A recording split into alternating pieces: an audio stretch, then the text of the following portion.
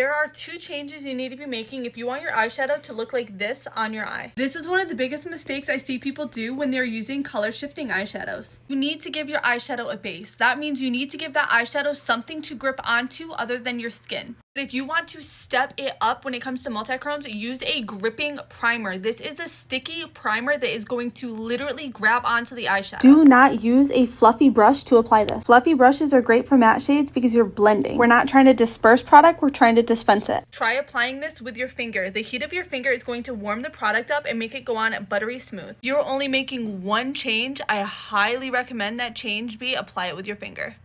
And if you're like me and your nails are too long to really get into that corner, Get yourself one of these little applicators. it's going to allow you to get right up in that corner, and it applies very similar to your If finger. you found this helpful, let me know. And if there's anything else you guys are curious about, let me know and I can answer it in a video. I went ahead and linked the multichrome and this gripping primer on the video below.